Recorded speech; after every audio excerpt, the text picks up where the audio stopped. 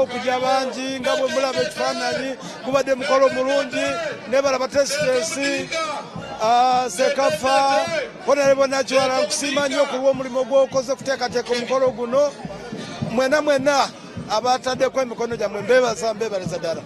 Guno lwaki mufokasinze nnyo ku sports mufokasinze nnyo ku byemizannyo? Sports kintu kikulu nnyo, ffe tulabye amawanga amalala gakulaakulanye nga gayitira mu sports.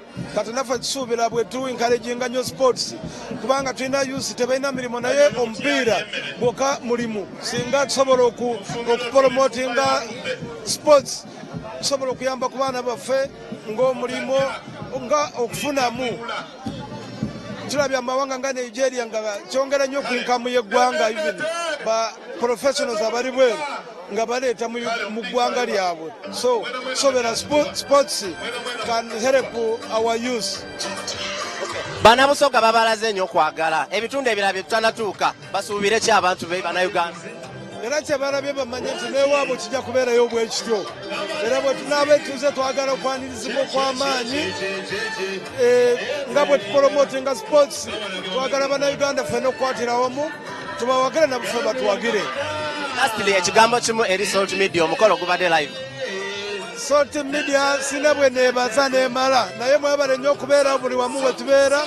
Mbebaza Salt TV omusumba mukwano gwaffe Pr Bujjingo nkwebaza ku by'otutuusaako. Webale nnyo Katonda akuwe ky'osinga okwagala. Honorable buzaako okubatulaba ku Salt TV.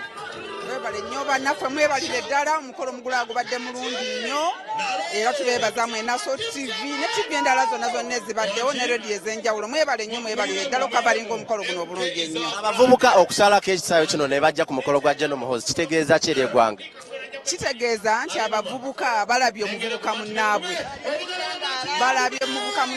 nga wazze n'olwekyo bali ready omuwagira okutambula naye kubanga abavubuka population nene nnyo mu Uganda. Bano bakola population nene nnyo mu Uganda n'olwekyo tubeebaza abavuga abavudde ebitundu ebyenjawulo abantu abakulu ababaddewo bonna tubeebaza beebale nnyo beebalire ddala okubeerawo. Twenga abateesiteesi tuli bamativu omukolo gubadde mulungi nnyo. Tusuubire enteekateeka eno okutambula ebitundu ebirala eby'eggwanga. Enteekateeka eno yakutambula ebitundu byonna eby'eggwanga kubanga abavubuka tebali mu Busoga bokka, tebali mu Buganda bokka, bali mu bitundu ebyenjawulo. N'olwekyo ebitundu byonna twagala bagumya nti yonna tujja, n'olwekyo batulindire Team MK.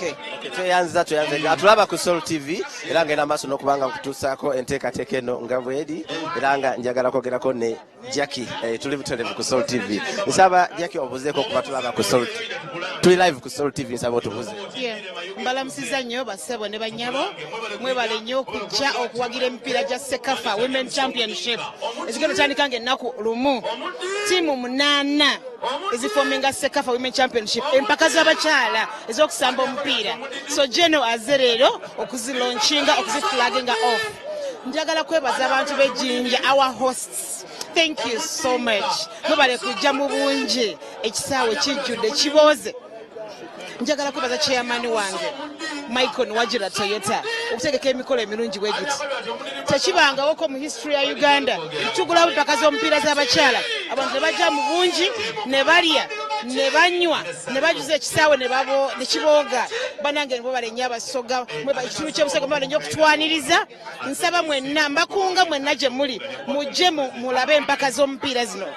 Uganda ne Rwanda bagulawo empaka zino nnaku lumu mu kisaawe enjeru. Nkunga Abasoga ffenna Abaganda ffenna abali ku mirano mujje mulabe emipiira gino. Njagala kwebaza Salt Media, Pr Bujjingo. Thank you so much. Tutambudde naawe olugendo from Jinja to Lugogo to Rukunjiri. Wuyo tuli wano. Thank you so much. What can we do without you? Bannange Pr Bujjingo. Wena Jolly, thank you so much. House of Prayer Ministries, tukwebaza. Mubadde naffe. You're practically out here. Godfriend, your team, thank you so much. Njagala kwebaza mu ngeri y'enjawulo. Sekafa CAF Organizing Committee ekulirwa Oweekitiibwa Minister Nakiwala Kiyingi. She's a very great mobilizer. Omukyala oyo ali very on point. Tukwebaza nnyo tuwa omukisa. Twebaza General okwagala abavubuka.